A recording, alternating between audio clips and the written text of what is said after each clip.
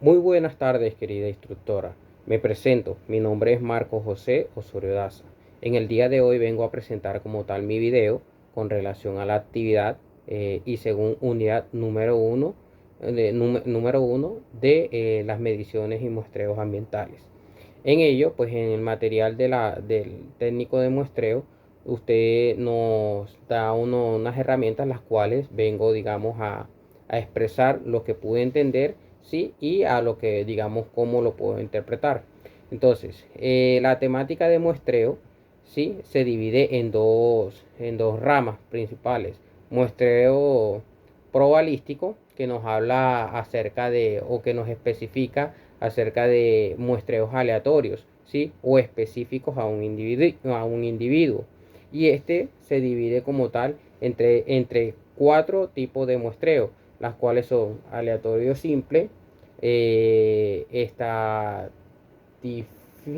estratificado, ¿sí? Conglomerado y sistemático, ¿sí? En ello, pues podemos evidenciar de que de acuerdo a las necesidades como tal que se puedan presentar en una empresa, podemos clasificar qué tipo de muestreo debemos hacerlo individualmente. Cabe aclarar que según pues lo explicado y lo indagado, ¿sí? Este tipo de muestreo probabilístico nos dice que literalmente es un 100%, digamos, a lo que nosotros queremos identificar. Es decir, si se hace el muestreo, pues tener una certeza de al 100% clara de que según lo investigado, sí se puede evidenciar como tal de acuerdo, digamos, a la necesidad. Pongo un ejemplo, supongamos, digamos que el agua sea potable o no potable, un ejemplo. El muestreo no probabilístico, que es otra técnica de muestreo, es un muestreo que no es, digamos, no es muy certero. Es decir, no existe tanto la probabilidad de que el resultado sea muy factible, ¿sí? Y este se divide en tres tipos de muestreo, que no son aleatorios, ¿sí? Cabe resaltar. El primero sería conveniencia, ¿sí? El segundo sería accidental o consecutivo. Y el tercero sería por cuota, ¿sí? Son las clasificaciones como tal del muestreo de no probabilístico, ¿sí? En las cuales se divide. Bueno, siguiendo como tal con el monitoreo de las muestras, pudimos identificar que se puede realizar, digamos, cómo podemos realizar un muestreo de agua, ¿sí? De cuerpos de agua, de acuerdo, digamos, también a lo indagado o a lo investigado. En ello podemos encontrar que existe tres puntos de muestreo, las cuales son muestreo puntual, ¿sí? Que nos habla o nos dice énfasis con la recolección individual como tal, específico, ¿sí? De acuerdo a, digamos, a un punto estratégico, en este caso hablando particular de agua.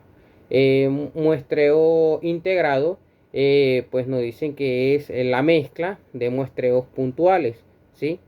Que literal estamos hablando de dos tipos de muestreos puntuales, ¿sí?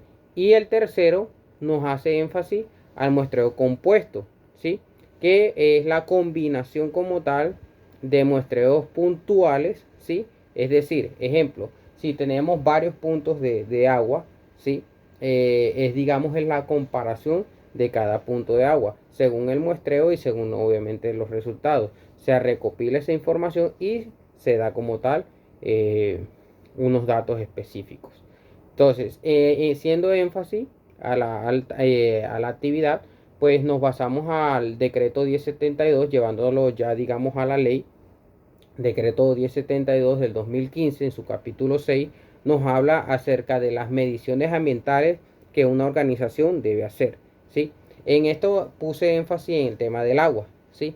Pero acá basándonos a la vida real, por decirlo así, y al decreto 1072, nos pide realizar unas mediciones ambientales, ¿sí? De acuerdo a las actividades económicas que se puedan presentar en una empresa, de acuerdo a diferentes procesos. Entre ellos, pues tenemos ejemplos como lo que es medición de iluminación. Me voy específicamente o tomo esta medición de iluminación, ¿sí? La cual se hace con un luzómetro, ¿sí? Según lo investigado, pues este luzómetro debe estar calibrado. Debe existir un rango eh, permitido o apto o conforme como tal a lo que está estipulado en la ley para que un trabajador realice actividades dentro de esa área de trabajo, ¿sí? Y estos deben de ir documentados, es lo que nos dice como tal el decreto 1072. Ahora, agarremos esa medición ambiental ya basándonos o identificándonos a un problema. Es decir, supongamos, dentro de un proceso de la fabricación de pan, ¿sí? Encontramos que existe un área o un cuarto donde la iluminación es deficiente. Esto debe estar atado a la matriz de peligro según las actividades que desarrolla la persona que va a estar ahí, ¿sí? Entonces, si está identificado en la matriz de peligro como el problema, ¿sí? El tipo de control es primero identificar mediante el luzómetro, ¿sí? De que en realidad sí hay deficiencia de luz, ¿sí? Dejarlo estipulado documentalmente, ¿sí? Y generar el tipo de control, es decir, la solución del inconveniente. Vamos a suponer, colocamos un foco, ¿sí? Ese foco genera una iluminación, se vuelve a realizar el estudio, ¿sí? Para decir si ese foco es viable para ese tipo de área cerrada, ¿sí? Y según normatividad se hace la comparación si ese foco fue la solución, es decir, si la iluminación es adecuada para que los trabajadores o el trabajador realice la actividad dentro de ese punto de la fábrica de panes, ¿sí? De manera segura y no exista lo que es un agotamiento visual, ¿sí? Pongo ese ejemplo. Lo mismo es con, digamos, haciendo énfasis al decreto 1072 y a las mediciones que debemos hacer y al sistema de vigilancia epidemiológico con lo del ruido, que es lo más constante también que vemos en una fábrica, ¿sí? Con con un equipo especializado como tal para realizar las mediciones de ruido, ¿sí? Se puede identificar si los decibeles de ruido son los adecuados para que un trabajador realice sus actividades en esas áreas. O si definitivamente tenemos que implementar un tipo de control, ya sea de ingeniería, ya sea también administrativo o ya sea EPP, porque la sustitución y la eliminación en un punto de fábrica, ejemplo, puntualmente el que veníamos hablando de la fabricación de pan, ¿sí? Es algo que es, digamos, relativamente, no es que no se pueda, sino que literal existe la probabilidad de que no se pueda generar en el momento. Y nosotros tengamos que realizar un tipo de medida de control, sí, que sea urgente para disminuir como tal la percepción de ruido, ¿sí? Que va, digamos, a absorber el trabajador por medio de sus oídos. Entonces, en sí, me voy siempre al control administrativo de EPP o ingeniería, ¿sí? En eso es que me baso. Bueno, una vez realizado este tipo de medidas de controles, ¿sí? Y dejarlo estipulado por escrito, según el decreto 1072 nos dice que este debe ser archivado y debe estar archivado mínimo por 20 años. Y obviamente debe ser divulgado a los trabajadores la medida de control que se implementó a los riesgos o al peligro identificado.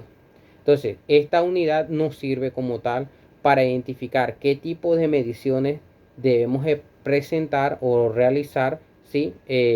Dentro de una organización, ¿sí? Estas actividades nos sirven como tal también para identificar específicamente qué muestreo